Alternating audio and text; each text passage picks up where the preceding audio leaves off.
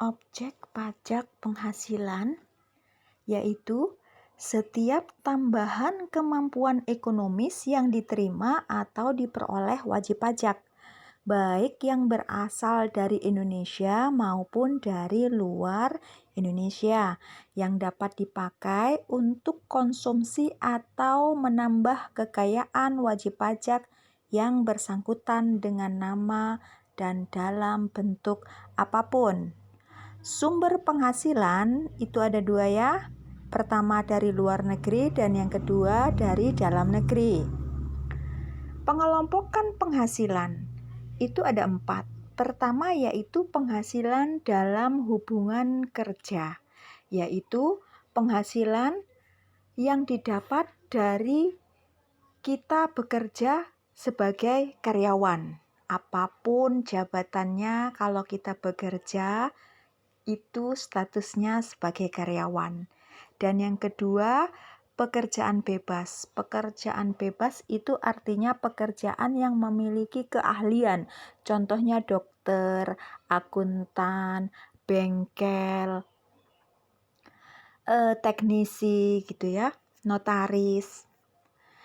Selanjutnya yang kedua yaitu penghasilan dari usaha dan kegiatan, yaitu penghasilan yang diperoleh oleh para pelaku UMKM. Ketiga, penghasilan dari modal, yaitu penghasilan yang diperoleh dari para investor. Yaitu para investor misalnya menginvestasikan ke dalam bentuk saham, maka penghasilan yang diperoleh berupa dividen. Kalau investornya menyetorkan ke dalam bentuk obligasi, maka penghasilannya berupa bunga obligasi. Poin keempat yaitu penghasilan lain-lain, itu contohnya hadiah, pembebasan utang, keuntungan pengalihan harta ya. Contohnya keuntungan pengalihan harta itu artinya keuntungan atas penjualan aset tetap. Konsep penghasilan kalau menurut akuntansi itu yaitu ada dua, yaitu pendapatan atas penjualan dan yang kedua adalah keuntungan atas penjualan aset tetap. Kalau revenues itu pendapatan atas kegiatan operasionalnya. Selanjutnya, konsep penghasilan menurut pajak itu ada dua, yaitu objek pajak, maksudnya penghasilan yang sebagai objek pajak dan penghasilan bukan objek pajak. Berikut ini adalah objek pajak penghasilan berdasarkan pasal 4 ayat 1 berdasarkan Undang-Undang PPH. Ini adalah seluruh objek pajak penghasilan. Pertama, penggantian atau imbalan berkenaan dengan pekerjaan atau jasa yang diterima atau diperoleh termasuk gaji, upah, tunjangan, honorarium, komisi, bonus, gratifikasi, uang pensiun, atau imbalan dalam bentuk apapun kecuali ditentukan lain dalam Undang-Undang Pajak Penghasilan. Kedua yaitu penghasilan dari berupa hadiah, baik itu hadiah dari undian atau hadiah dari suatu pekerjaan yaitu bonus, reward, gitu ya, atau kegiatan dan penghargaan yang lainnya. Penghasilan ketiga yaitu laba usaha. Keempat yaitu keuntungan karena penjualan atau karena pengalian harta. Artinya yang keempat adalah penghasilan yang berasal dari penjualan aset tetap. Kelima, penghasilan dari penerimaan kembali pembayaran pajak yang telah dibebankan sebagai biaya, bunga termasuk premium, diskonto dan imbalan karena jaminan pengembalian utang. Keenam, dividen dengan nama dan dalam bentuk apapun, termasuk dividen dari perusahaan asuransi kepada pemegang polis dan pembagian sisa hasil usaha koperasi. Dan yang keenam adalah penghasilan, royalti atau imbalan atas penggunaan hak. Dan yang kedelapan yaitu penghasilan dari sewa dan penghasilan lain sehubungan dengan penggunaan harta. Contohnya penghasilan dari kita menyewakan rumah, menyewakan tanah, menyewakan apartemen, atau bahkan menyewakan alat berat atau kendaraan. Kesembilan yaitu penghasilan berupa penerimaan atau perolehan pembayaran berkala. Keenam, keuntungan karena pembebasan utang kecuali sampai dengan jumlah tertentu yang ditetapkan dengan peraturan pemerintah. Dan yang ke-11 adalah keuntungan karena selisih kurs mata uang asing. Contohnya, kita bekerja di dalam perusahaan asing yang ada di Indonesia. Contoh perusahaan kita menggunakan satuannya laporan keuangan yang semua transaksi di dalam perusahaan dan pembukuannya menggunakan mata uang asing, misalnya dolar. Nah, pada saat misalnya dibagikan dividen dalam bentuk dolar, ternyata pada saat dibagikan itu nilai kursnya lagi tinggi. Nah, selisih kursnya itu dikenakan pajak. Selanjutnya, selisih lebih karena penilaian kembali aktiva tetap. Artinya, misalnya kita memiliki tanah di mana di laporan posisi keuangan tanah kita senilai 1M. Nah, pada saat direvaluasi kembali aset tetap, tanah itu ternyata harga pasarnya sekarang saat ini 2M. Kemudian dijual. Nah, selisih penilaian kembali antara nilai harga pasar dengan nilai pokok yang tertera di laporan posisi keuangan itu, selisihnya dikenakan pajak. Selanjutnya, penghasilan dari premi asuransi. Ke-14, penghasilan dari iuran yang diterima atau diperoleh perkumpulan dari anggotanya yang terdiri dari wajib pajak yang menjalankan usaha atau pekerjaan bebas. Ke-15, adanya tambahan kekayaan neto yang berasal dari penghasilan yang belum dikenakan pajak. Ke-16, penghasilan dari usaha berbasis syariah. 17. Imbalan bunga sebagaimana dimaksud dalam undang-undang yang mengatur mengenai ketentuan umum dan tata cara perpajakan. Dan yang terakhir adalah surplus Bank Indonesia. Nah, dari keseluruhan objek pajak penghasilan ini, berdasarkan pasal 4 ayat 1, dibagi menjadi 2, yaitu objek pajak final. Kenapa adanya objek pajak final? Itu karena adanya beberapa alasan di bawah ini. Pertama, perlu adanya dorongan dalam rangka pengembangan investasi dan tabungan masyarakat. Kedua, adanya kesederhanaan dalam pemungutan pajak. Ketiga, supaya berkurangnya beban administrasi baik wajib pajak maupun bagi dirjen pajak. Keempat, supaya adanya pemerataan dalam pengenaan pajaknya. Dan yang terakhir, supaya memperhatikan perkembangan ekonomi dan moneter. Berikut ini objek pajak final yang berdasarkan pasal 4 ayat 2 Undang-Undang PPH. Pertama, bunga deposito dan tabungan-tabungan lainnya. Kedua, penghasilan berupa hadiah undian. Misalnya kita kirim undian bungkus kopi, dapat uang 1 juta. Nah, itu dipotong pajak final untuk hadiah dari undian sebesar 25%. Kemudian penghasilan dari transaksi saham dan sekuritas lainnya di bursa efek. Kemudian penghasilan dari transaksi pengalian harta berupa tanah maupun bangunan, yaitu pajak dikenakan pada saat transaksi penjualan. aset tetap yang berupa tanah maupun bangunan. Selanjutnya, penghasilan tertentu lainnya, pengenaan pajaknya diatur dengan peraturan pemerintah.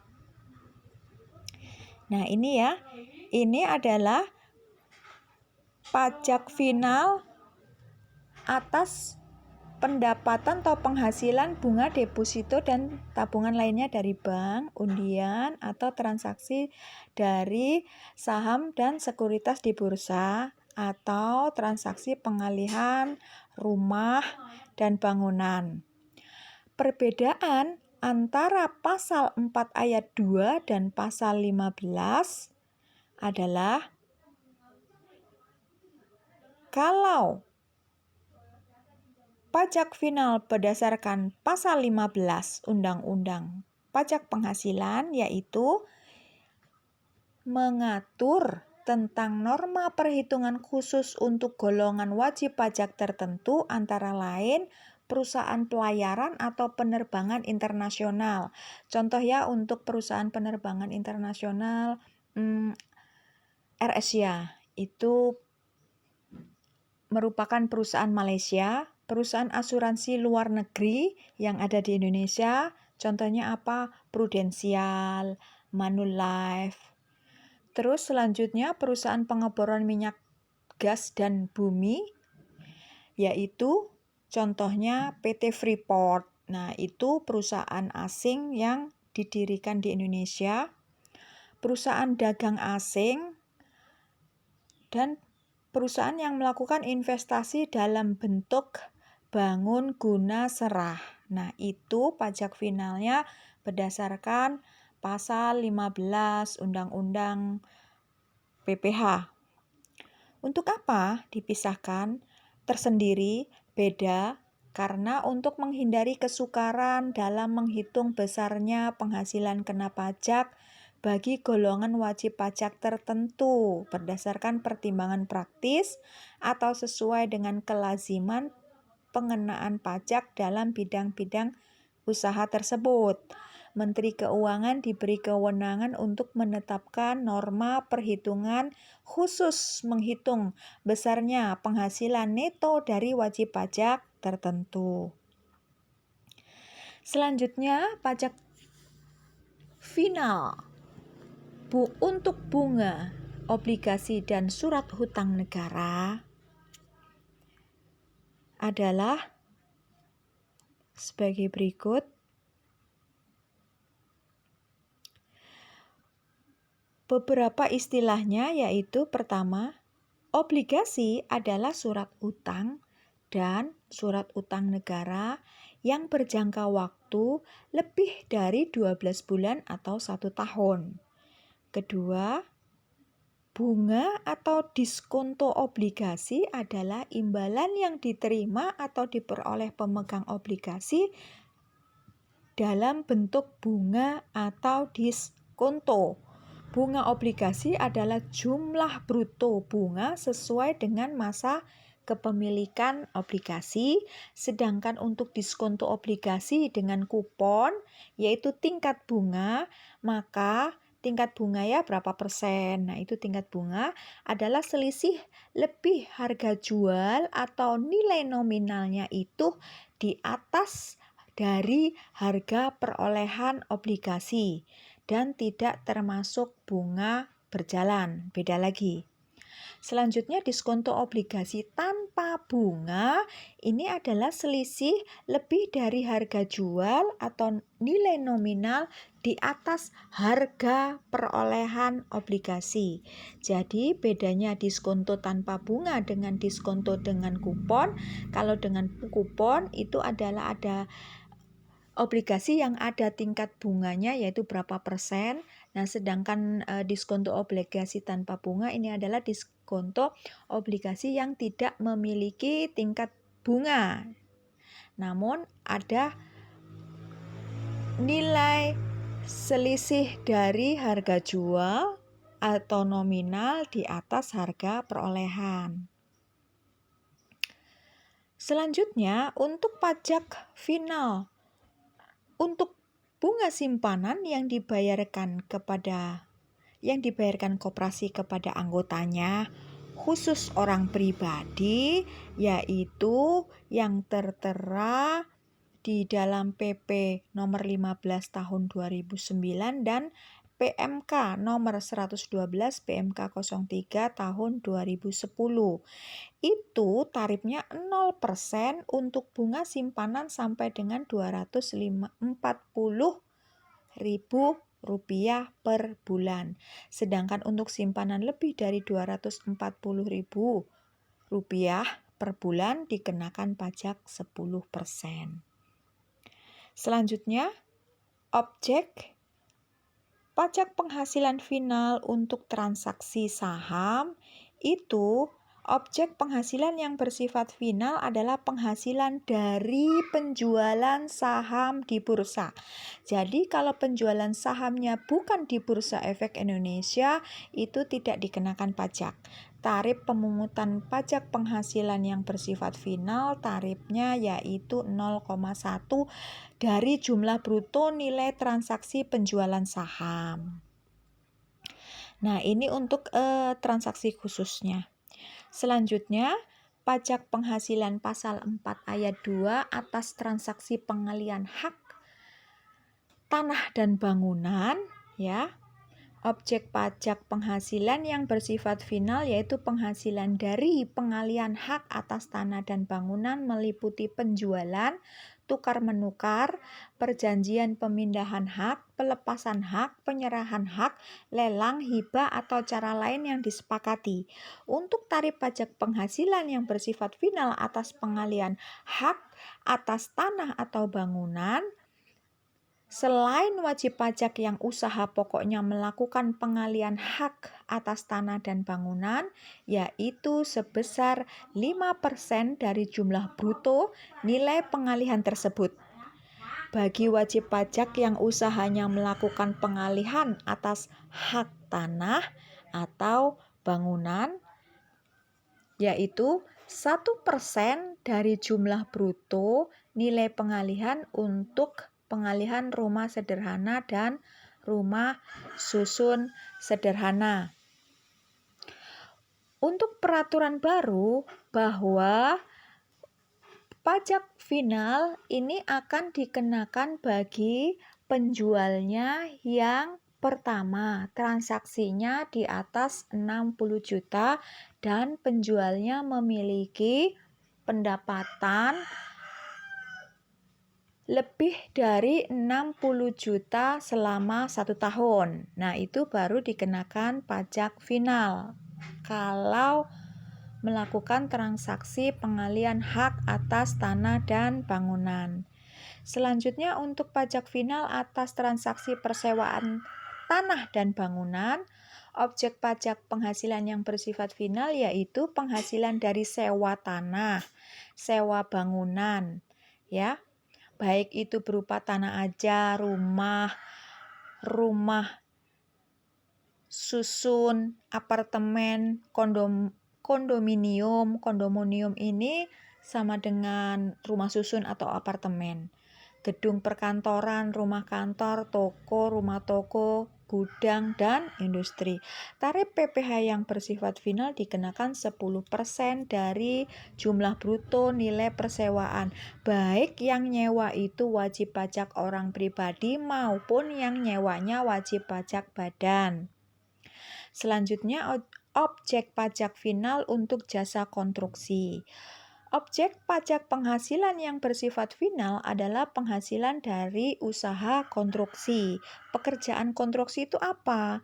Yaitu keseluruhan atau sebagian rangkaian kegiatan meliputi perencanaan, kedua pelaksanaan, beserta pengawasan yang mencakup pekerjaan arsitektural, sipil, mekanikal, elektrikal, dan tata lingkungan masing-masing beserta kelengkapannya untuk mewujudkan suatu bangunan atau bentuk fisik lainnya.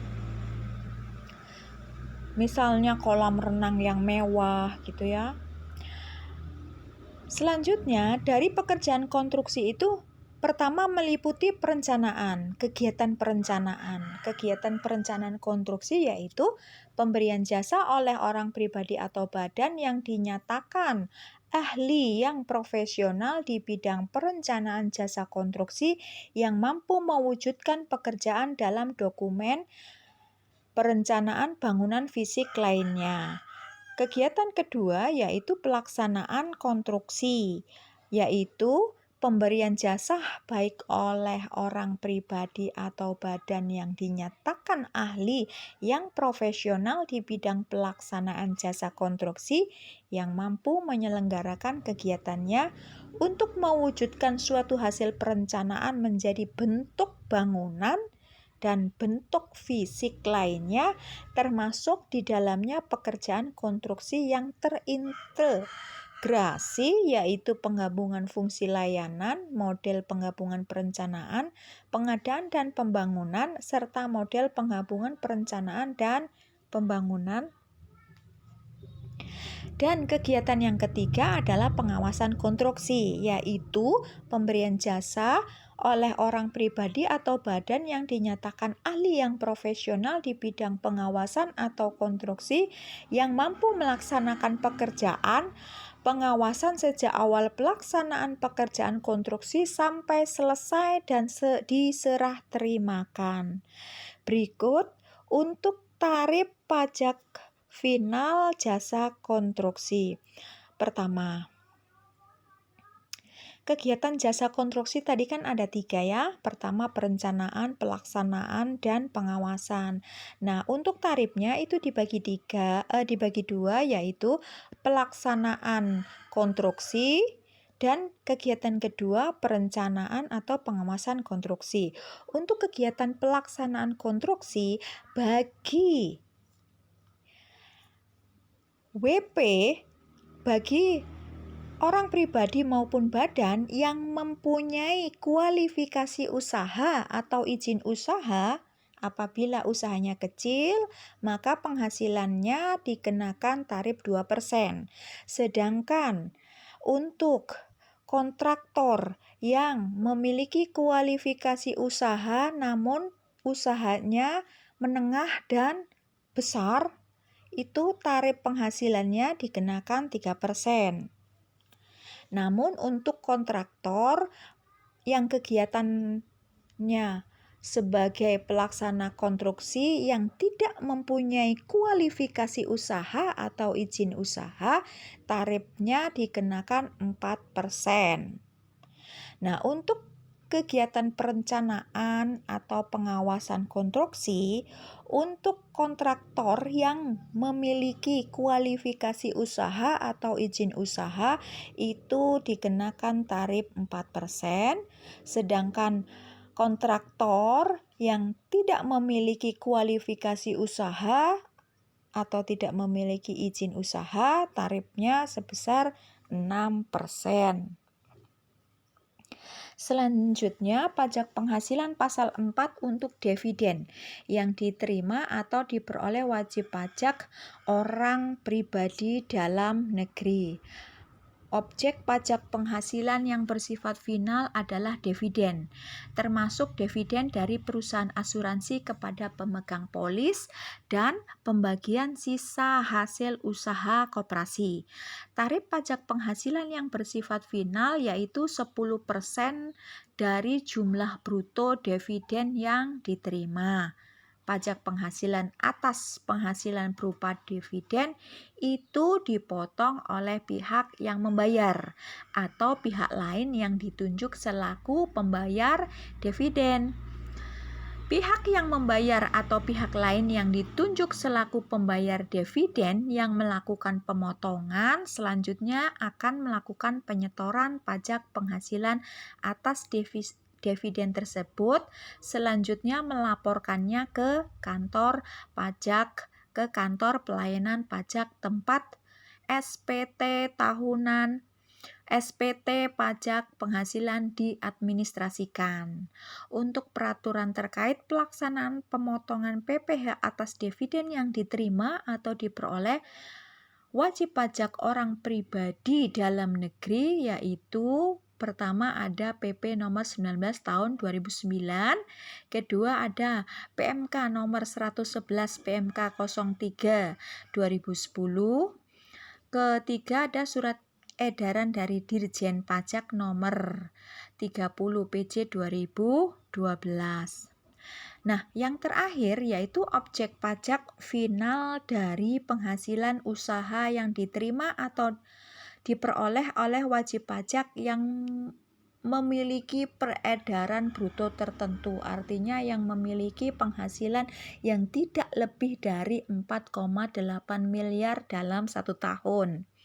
Objek penghasilannya itu berupa apa? Yaitu berupa penghasilan dari usaha, yaitu dari para pelaku UMKM yang diterima atau diperoleh WP yang memiliki peredaran tertentu, yaitu kurang dari 4,8 miliar dalam setahun, tidak termasuk penghasilan dari jasa sehubungan dari pekerjaan bebas.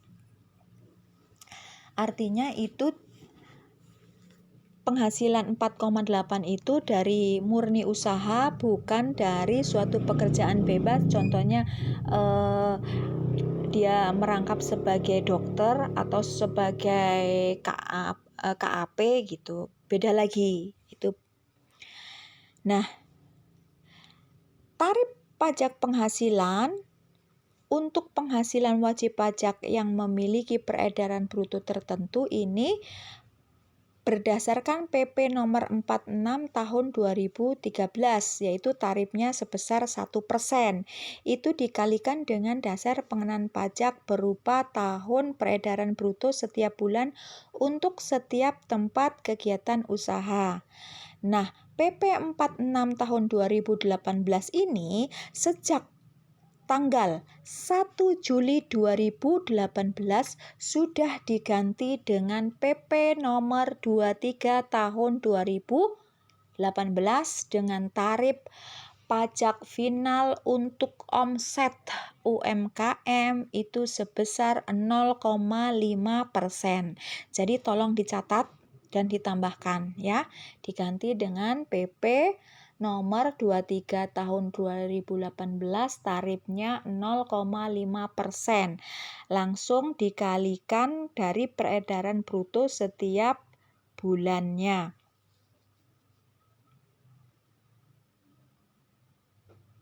Itu berlaku sejak 1 Juli 2018.